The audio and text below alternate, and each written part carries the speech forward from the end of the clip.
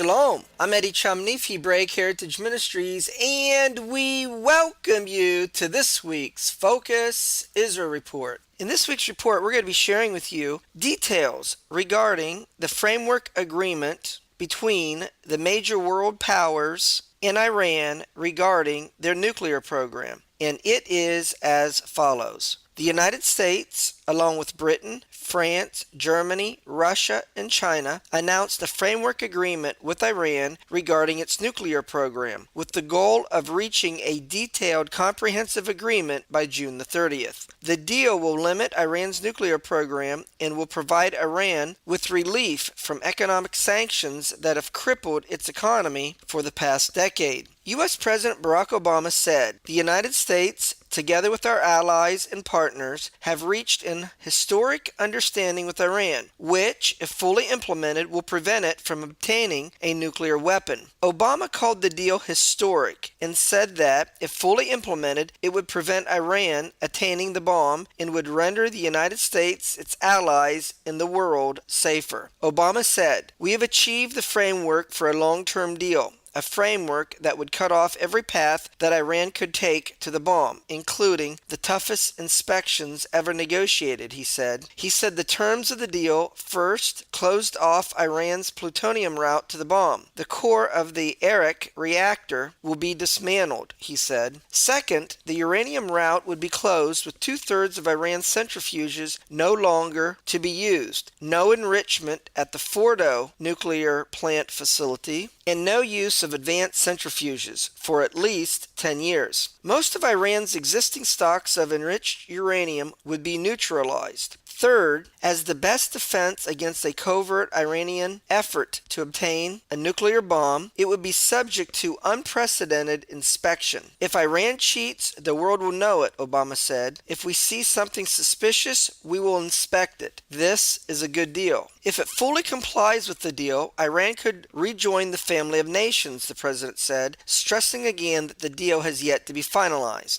Obama reiterated that Iran will never be permitted to develop a nuclear weapon. He said the deal provides for phased sanction relief, but that if Iran violates the deal, sanctions can be snapped back into place. Obama added, "The issues at stake here are bigger than politics. These are matters of war and peace, and they should be evaluated based on the facts." The president called the agreement a good deal, a deal that meets our core objectives. Meanwhile, U.S. Secretary of State John Kerry said that the deal has no sunset clause. Some of its components would be enforced for 10 years, others for 15, and still others for indefinite periods. If implemented, Kerry added, Iran's current 2-month potential breakout time to achieve a nuclear weapon would now be at least a year. In his apparent jab at Netanyahu, Kerry added, "Simply demanding that Iran capitulate makes a nice soundbite, but it's not policy." Kerry continued, "Throughout negotiation, we have made a diligent effort to consult with our allies and partners," Kerry said, mentioning Israel and the Gulf states specifically. The Secretary of State said that the preliminary deal opened the door to a long-term solution that would ultimately satisfy the international community's concerns about Iran's nuclear program. "There could be no question that the comprehensive plan we are moving toward will more than pass this test," he said. He said that Iran has agreed to reduce its centrifuges by 2/3, from approximately 19,000 to an allowed 6,104 installed under the deal. Of those, 5,060 will be allowed to enrich uranium for the next 10 years. Iran has also agreed to cap its uranium enrichment at 3.67% for at least 15 years, and will not build any additional facilities for the purpose of enriching uranium during this time. Iran, whose breakout time for acquiring enough fissile material for one weapon is currently assessed to be 2 to 3 months, will be extended to at least 1 year for the next 10 years. Kerry said that Iran has agreed not to enrich uranium at its Fordo facility or conduct nuclear research there, and will convert the complex into a science research center. Iran will ship all of its spent fuel from the Hebraic reactor out of the country, and the facility will also be redesigned to support peaceful nuclear research and radioisotope production. Kerry said that a final deal reached between P5+1 world powers and Iran would rely on proof, not on promises from Iran's government, and that sanctions relief would only be implemented if Iran abided by the outlined commitments. Iranian Foreign Minister Mohammad Zarif called the deal a win-win agreement. He later said the deal was designed to reassure anybody who had concerns that the Iranian nuclear program is peaceful. Still, he stressed that Iran would not be closing any of our facilities, something the proud Iranian people would not have accepted, and Iran would continue enriching uranium and would continue research and development. Turning to Israel's concerns over the Iranian nuclear issue, Obama said that the framework agreement provided the best option to ensure that Iran does not achieve nuclear weapon capabilities. Obama added, "If Prime Minister Benjamin Netanyahu is looking for the most effective way to ensure Iran doesn't get a nuclear weapon, this is the best option." Obama promised that he would speak to Netanyahu about the agreement and openly acknowledged that they don't agree on how to stop Iran, while telling Netanyahu that the New Deal was the most effective and best option. Israeli officials strongly disagreed. Israel officials slammed the framework agreement as a capitulation to Iranian dictates. They called it a bad framework that will lead to a bad and dangerous agreement. If finalized, it would make the world far more dangerous. The agreement constitutes international legitimacy of Iran's nuclear program, whose only purpose is to build a nuclear weapon. The official said, "This is a bad framework that will lead to a bad and dangerous deal," he said. "If an agreement is reached based upon the guidelines of this framework, that would be a historic mistake which will transform the world into a much more dangerous place. This deal kowtows to Iranian dictates and will not lead to a nuclear program for peaceful purposes, but rather to a military nuclear program." The Iranian official added, "The framework gives Iran's nuclear program the sole purpose of which to produce nuclear bombs, international legitimacy. Iran will still have extensive nuclear capabilities. It will continue to enrich uranium. It will continue its centrifuge research and development. It will not close even one of its nuclear facilities, including the underground facility at Fordo. This and more." The official added, "The bottom line is that this deal ensures the full removal of the sanctions against Iran's nuclear program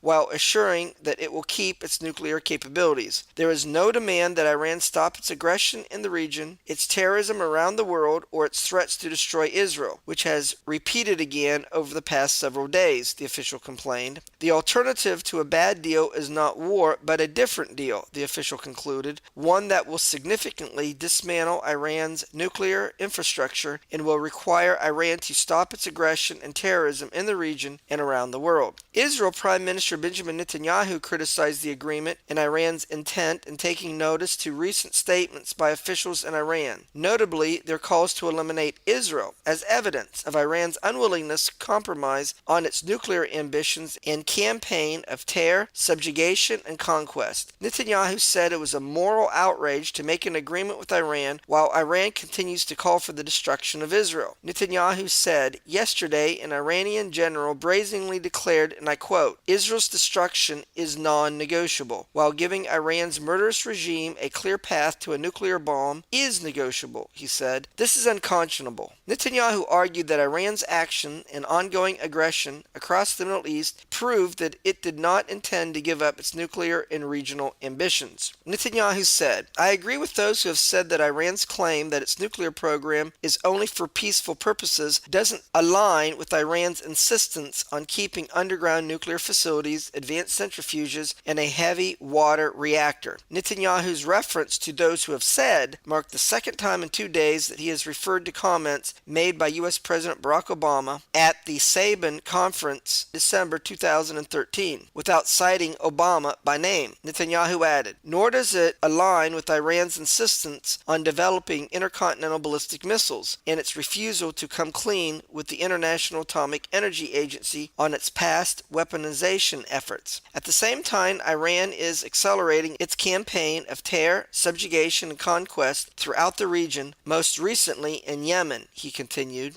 "After the Beirut-Damascus-Baghdad axis, Iran is maneuvering from the south to take over the entire Middle East, Netanyahu said. While world powers convene to sign this deal, Iran's proxies in Yemen are conquering large swaths of land in an effort to overtake the Bab al-Mandab Straits so that they can change the balance of power in shipping oil, Netanyahu said. Furthermore, Netanyahu said that he has spoken with Republican leaders in the U.S. Senate and conveyed our serious concern regarding the arrangement with Iran at the nuclear talks. This agreement confirms all of our fears and even exceeds them, he said. Some Israeli officials dismissed celebration of a nuclear framework deal between the world major powers and Iran, calling it detached from reality, and vowed to continue lobbying to prevent a bad final agreement. Israel's Strategic Affairs Minister Yuval Steinitz said in a statement after the announcement of an agreement in Switzerland, "The smiles from this agreement are detached from a wretched reality in which Iran refuses to make any concessions on the nuclear issue and continues to threaten Israel and all other countries in the Middle East. We will continue with our efforts to explain and persuade the world in hopes of preventing a bad final agreement." Israel Defense Minister Moshe Ya'alon said the nuclear deal would be nothing less than a tragedy. He added, "One does not have to be an intelligence agency member to know that Iran is lying without blinking, that today it is the biggest danger to the stability of the Middle East and the entire world."